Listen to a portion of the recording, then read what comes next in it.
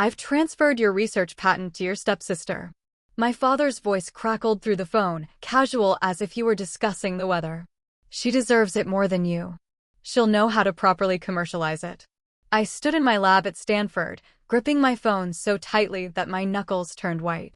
The breakthrough I'd spent 5 years developing, the research that had consumed my entire life since graduate school, my father had just given away as if it were his to give. My name is Alexander Carter, and at 32, I'm a biochemical researcher specializing in targeted drug delivery systems. My work could revolutionize cancer treatment, making it more effective with fewer side effects. And my father, CEO of Carter Pharmaceuticals, had just tried to hand it over to my 25-year-old stepsister, Madison, whose greatest achievement was earning an MBA from an online university.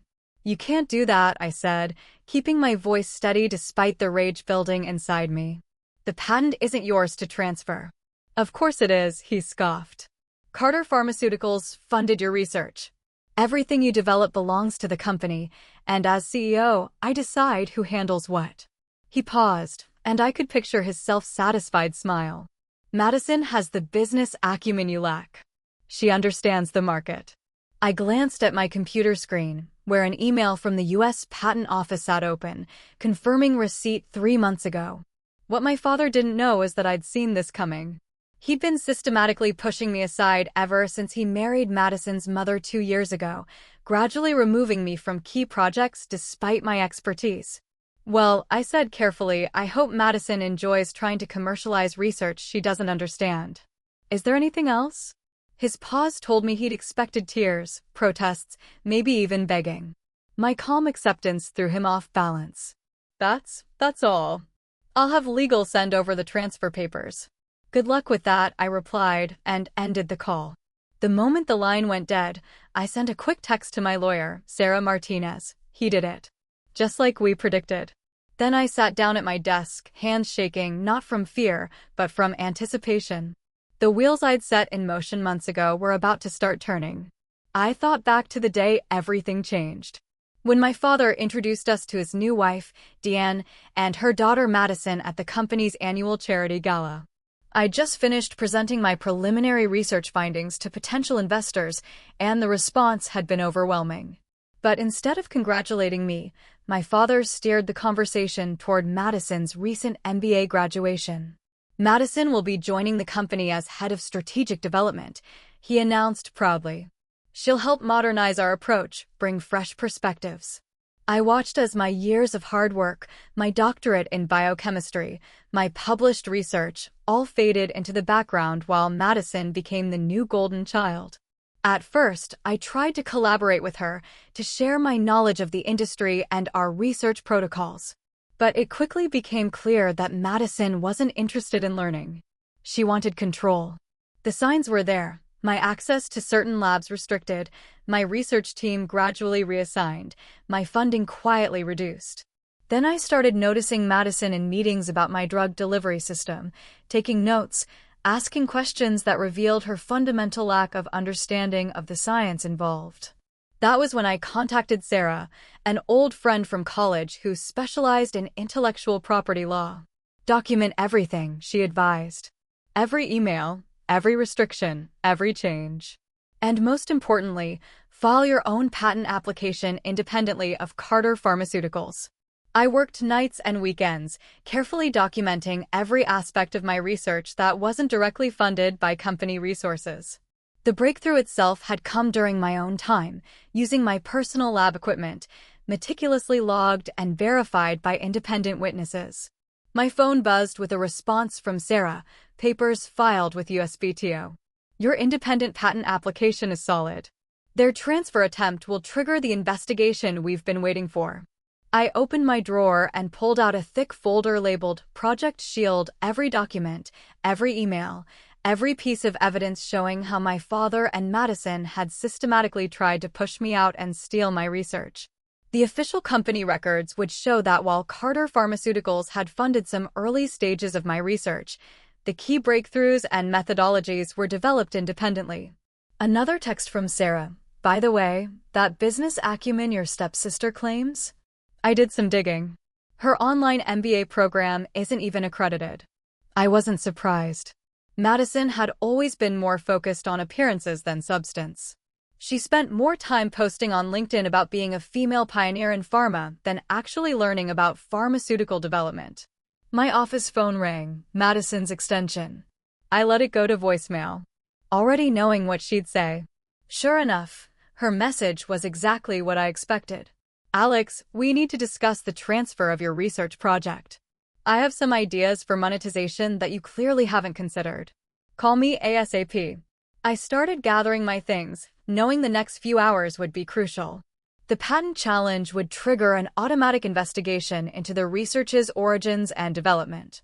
Every document would be scrutinized, every claim verified. As I packed my laptop, my phone buzzed again, this time with an email from the company's legal department. The subject line read, "Urgent. IP transfer documentation required." I forwarded it to Sarah without opening it. The elevator ride to the parking garage gave me time to reflect on how we got here. My mother had founded Carter Pharmaceuticals with my father 30 years ago. She was the scientific genius. He handled the business side. When she died of cancer 10 years ago, I devoted myself to continuing her work, believing that together my father and I could honor her legacy. But something changed in him after he met Deanne. Suddenly, the company's scientific foundation became secondary to its market value. Research timelines were rushed, protocols shortened. Madison's arrival was the final straw. Suddenly, everyone had to prove their worth in terms of market potential rather than scientific merit. As I reached my car, another call came through, my father again. This time, I let it go to voicemail. He'd have plenty to say to me soon enough. But first, he needed to learn some hard truths about what he just tried to give away. I drove straight to Sarah's office, where she was waiting with her team. The conference room walls were covered with timelines and documents, the paper trail we'd been building for months. Right on schedule, Sarah said as I walked in. Your father just tried to file the patent transfer paperwork. As expected, it triggered immediate flags with the USPTO, since your independent application is already on file. How long until they realize? I asked, setting my laptop on the conference table. They probably already have. The USPTO would have immediately notified them of the existing patent application. Sarah smiled. I guess your father is having a very interesting conversation with his legal team right now. As if on cue, my phone lit up with a text from my father. What have you done? I showed it to Sarah, who nodded approvingly. Perfect. Let them sweat while we prepare our response. We have meetings set up with the patent office tomorrow morning. Your documentation is impeccable. They won't be able to claim corporate ownership of your independent research. I thought about Madison, probably sitting in her new office, planning how to take credit for work she couldn't begin to understand. I thought about my father, who'd been so quick to dismiss my contributions in favor of his new family's ambitions. What happens next? I asked Sarah, though I already knew the answer. Next, we watched them try to explain how they plan to transfer a patent they don't own. The USPTO takes attempted patent fraud very seriously. Your father's going to have to choose between admitting he tried to steal your research or claiming he didn't do due diligence before attempting to transfer intellectual property. Either way, it's not going to look good for Carter Pharmaceuticals. My phone kept buzzing calls from Madison, my father, the company's legal team. I silenced it and focused on the documents in front of me.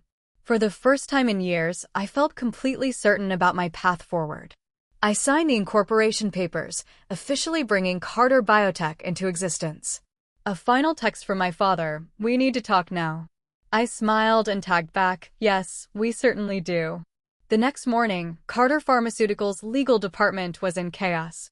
I watched from across the street as lawyers rushed in and out of the building, carrying stacks of papers and wearing expressions of barely concealed panic. My father's attempted patent transfer had backfired spectacularly. Sarah sat beside me in her car, calmly reviewing our documentation one last time before our meeting with the USPTO representatives. Your father has called 6 times in the last hour, she noted, glancing at my phone. Should we hear what he has to say? I shook my head, watching another group of lawyers hurry into the building. He had plenty of chances to talk before he tried to steal my research. Let him sweat. My phone buzzed again, Madison this time. Her message made me laugh out loud. This is just a misunderstanding. Daddy was trying to help you by putting more qualified people in charge of your project. Don't ruin everything because you're jealous. More qualified? Sarah snorted, reading over my shoulder. Does she even understand what your research involves? She thinks drug delivery systems are like Uber for medicine. I replied dryly. Last month she suggested we should make an app for it. Our meeting with the USPTO wasn't until 10 a.m., but we'd arrived early to watch the drama unfold. Through the glass walls of Carter Pharmaceuticals' lobby, I could see people gathering in the conference room. My father, Madison, Deanne, and what looked like half the legal team. Ready? Sarah asked as another call from my father lit up my phone. I nodded, gathering our files. More than ready. We walked into the building just as Madison rushed toward the elevator. She stopped short when she saw me, her perfectly maintained composure slipping for a moment. Alex, thank God. You need to call off whatever this is. Daddy's furious, and you're making us look bad. She reached for my arm, but I stepped back. Making you look bad? I raised an eyebrow. You mean like trying to steal a patent you have no right to? She laughed, but it sounded forced. Don't be dramatic. We're family. Everything in this company is family property. Carter Biotech isn't family property, I replied calmly, and neither is my research. Her perfectly plucked eyebrows drew together in confusion. Carter, what? Before I could respond, my father's voice boomed across the lobby. Alexandra. In my office. Now. I turned to see him standing in the doorway of his corner office, his face flushed with anger. For a moment, I saw him as I had as a child, the intimidating figure whose approval I'd always sought. But that spell had been broken. Actually, Sarah stepped forward. Any discussions will need to happen with counsel present. We have a meeting with the USPTO representatives in 20 minutes. Shall we all convene in the main conference room? I watched my father's face darken as he recognized Sarah. He'd met her at company events before, but I doubted he'd ever imagined she'd be standing here in this capacity. This is a family matter, he growled. No, I corrected him. This is a legal matter. You tried to transfer a patent you don't own. That's fraud. The word hung in the air like a thunderclap. Several employees passing through the lobby stopped to stare. Madison's face had gone pale. Conference room, my father snapped, turning on his heel. Everyone. Now. The next few minutes were a blur of activity as lawyers shuffled papers and people took their seats. Across from my father, with Sarah beside me. Madison hovered uncertainly before taking a seat next to Deanne, who was trying her best to look concerned rather than annoyed. The USPTO representatives arrived precisely on time, two seriously-looking women who introduced themselves as Dr. Patricia Wong and Ms. Andrea Martinez. They wasted no time getting to the heart of the matter. We're here to address a serious issue, Dr. Wong began. Yesterday, Carter Pharmaceuticals attempted to transfer patent application No. 63, 974, 21 to Madison Carter. However, this patent was independently filed by Dr. Alexander Carter 3 months ago, with no corporate affiliation. There must be some mistake, my father interrupted. All research conducted by Alexander was done under Carter Pharmaceuticals' umbrella. Any resulting patents belong to the company. Sarah smiled, sliding a document across the table. Actually, we have extensive documentation showing that the key breakthroughs were developed independently using Dr. Carter's personal resources and time. The next hour was excruciating for my father and Madison as Sarah methodically presented our evidence. The independent lab logs, documentation of how my access had been restricted, emails showing the systematic attempt to push me out. It all painted a clear picture. Furthermore, Sarah continued, we have evidence that Madison Carter has been falsely representing her qualifications. Her claimed MBA is from an unaccredited institution, which raises serious questions about the company's due diligence in attempting to transfer complex biochemical patents to her supervision. Madison's face went from pale to red. That's not relevant. My degree is just as valid as Alex's, isn't it? I asked quietly, then perhaps you can explain to everyone here how my targeted drug delivery system works, since you're so qualified to take it over? The silence that followed was deafening. Madison looked to my father for help, but he was staring at the documents in front of him, his face ashen. Dr. Wong cleared her throat. Based on the evidence presented, it's clear that patent application No. 63-1197-421 was properly filed by Dr. Alexander Carter as an independent researcher. Any attempt to transfer it without her consent would constitute patent fraud. Additionally, Ms. Martinez added, we'll need to investigate the circumstances surrounding this attempted transfer. Patent fraud is a serious offense. My father finally looked up, his expression a mix of anger and desperation. Alexandra, you can't do this to the company, to our family. Our family, I repeated, my voice steady but cold. You mean the family that tried to steal my life's work? The family that pushed me aside for someone who doesn't even understand basic biochemistry. I was trying to protect you, he exploded. You're brilliant in the lab, but you don't understand business. Madison knows how to monetize research, how to make it profitable, like she monetized her fake MBA. The words came out sharper than I intended, but I couldn't stop. Or maybe like how she planned to monetize research she can't even comprehend. Madison burst into tears, her usual strategy when things didn't go her way. Dean wrapped an arm around her, glaring at me. There's no need to be cruel, she snapped. Madison was only trying to help. Help? I laughed. By stealing my patent? By trying to take credit for years of my work? Enough. My father slammed his hand on the table. What do you want, Alexandra? Money? A promotion? Name your price.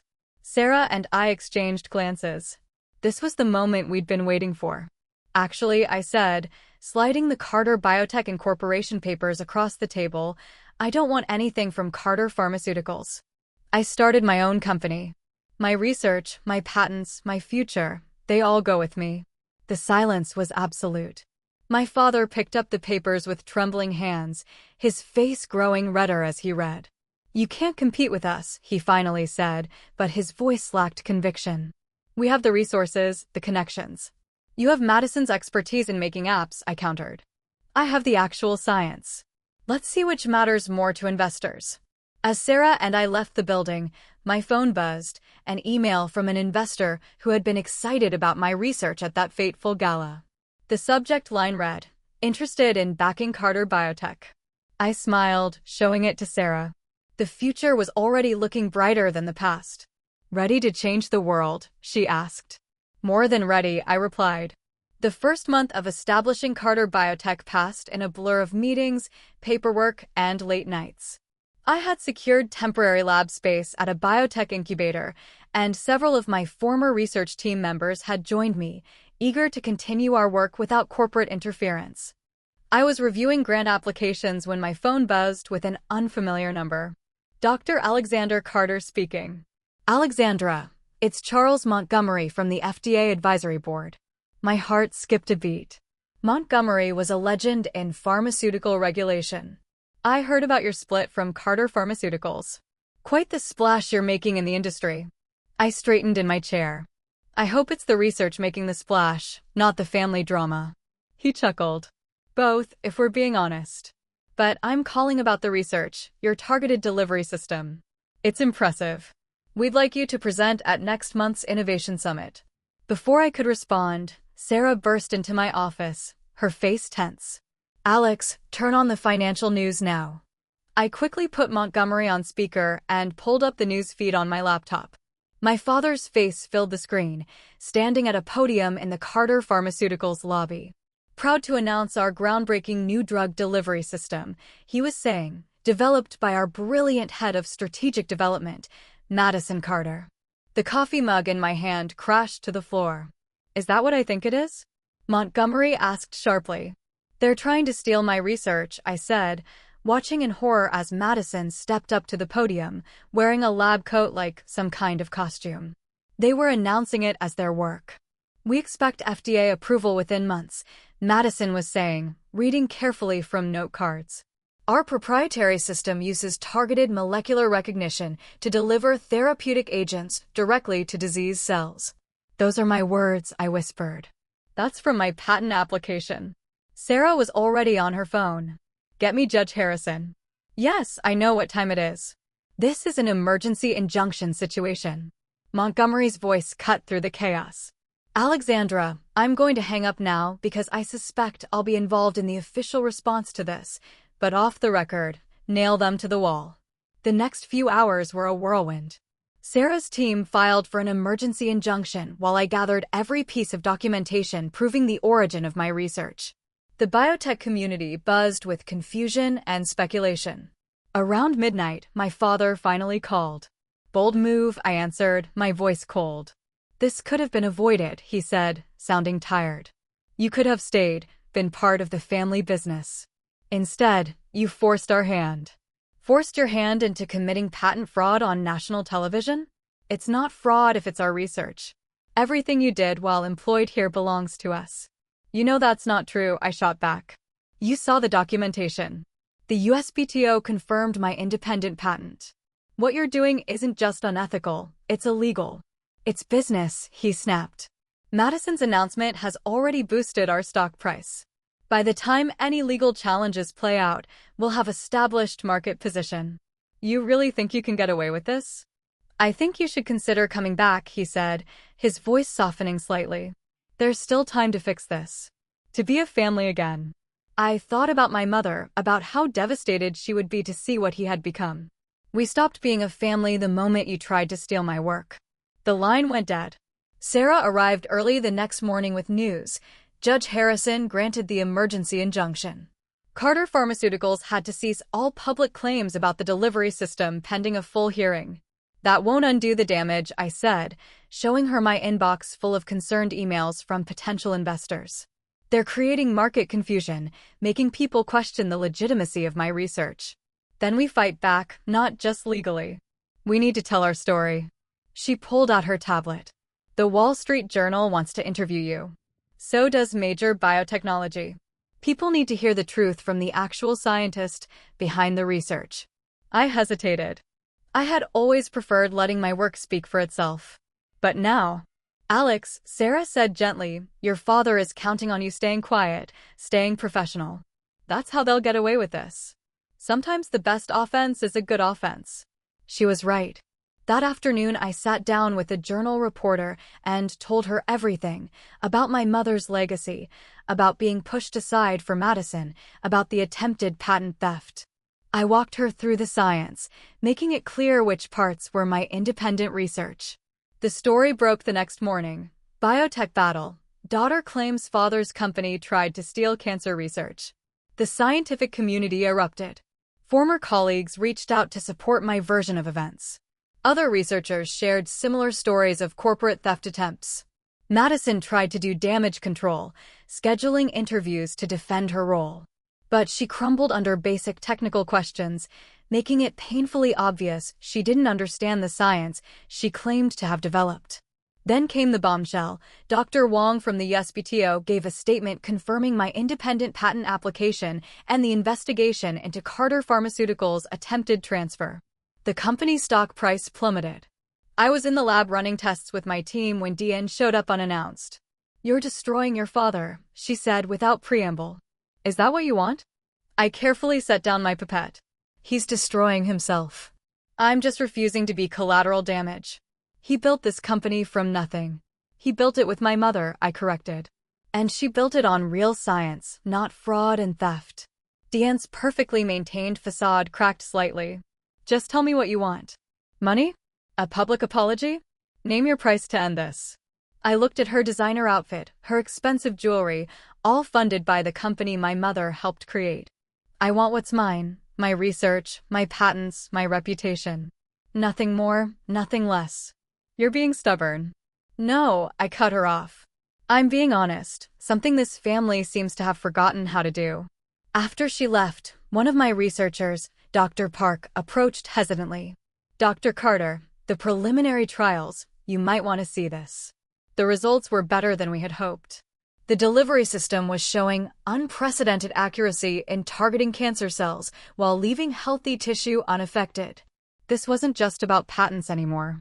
This could save lives. My phone buzzed with a text from Sarah. Turn on CNBC now. Madison was giving another interview, but this time something was different. She looked nervous, fidgeting with her notes. Miss Carter, The interviewer was saying, multiple sources have questioned your credentials and your role in developing this technology. Can you explain exactly what your contribution was? Madison's composure cracked. I helped with the business side, the monetization strategy, but you claim to have developed the actual delivery system? That is, Daddy said. She burst into tears and ran off camera.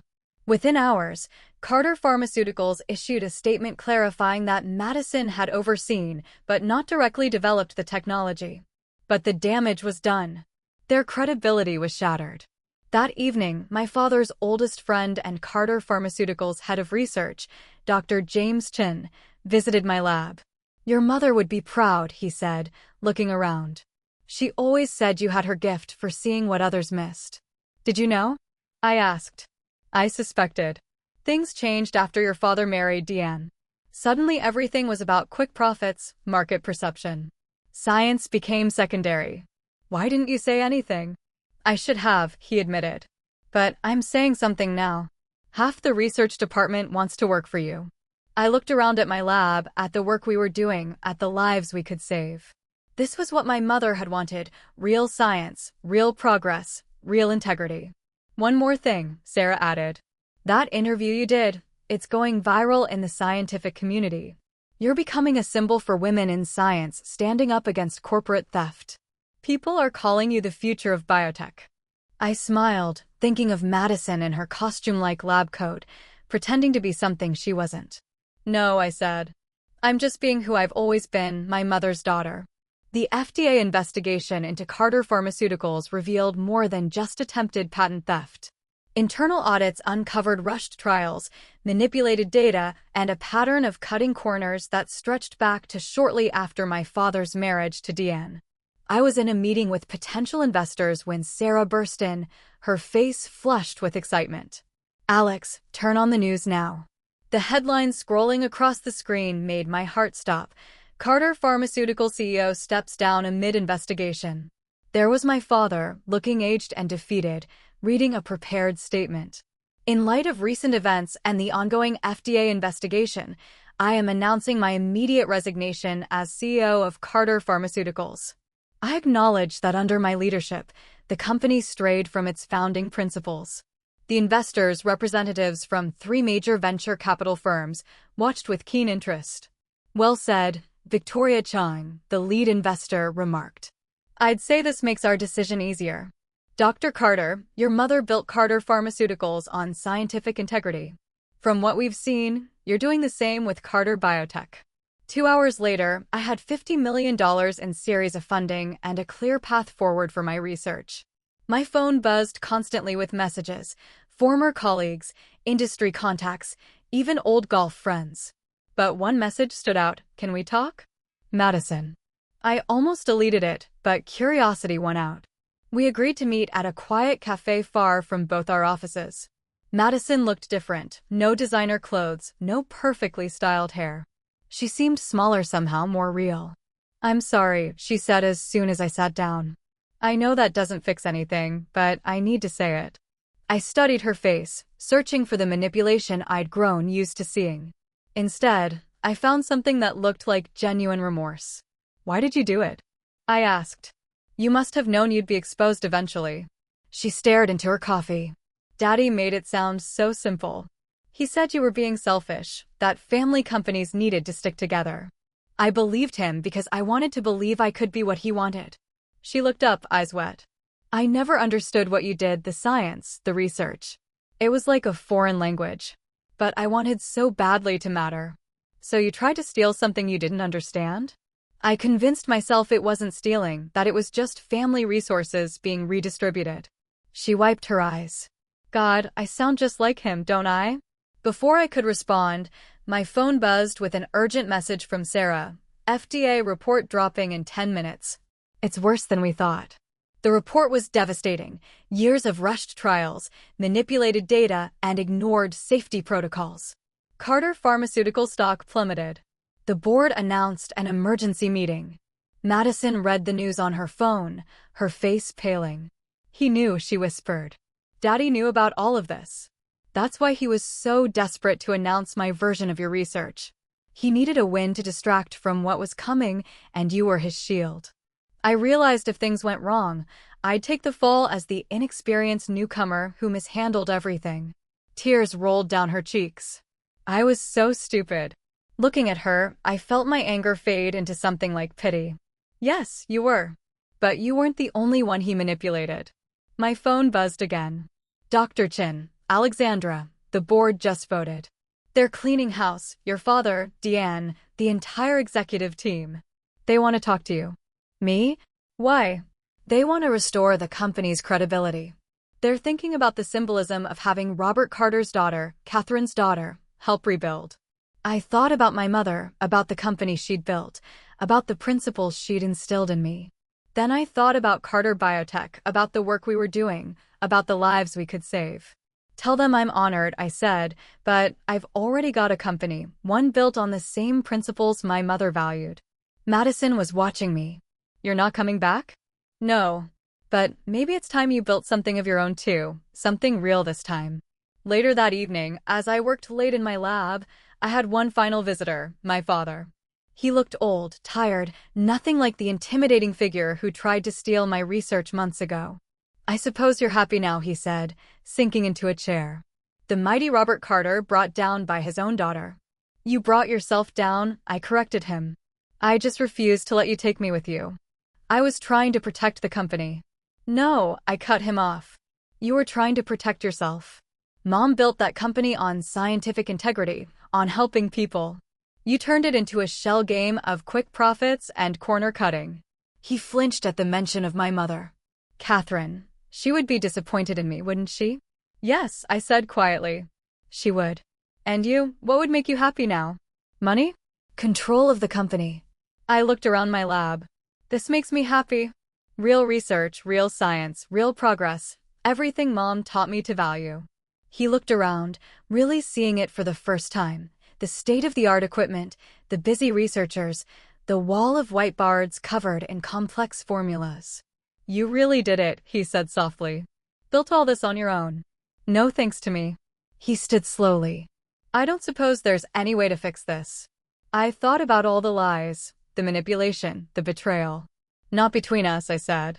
But you can still fix yourself. Tell the truth. Take responsibility. Be someone Mom would have been proud of. After he left, I sat in my lab thinking about everything that had happened.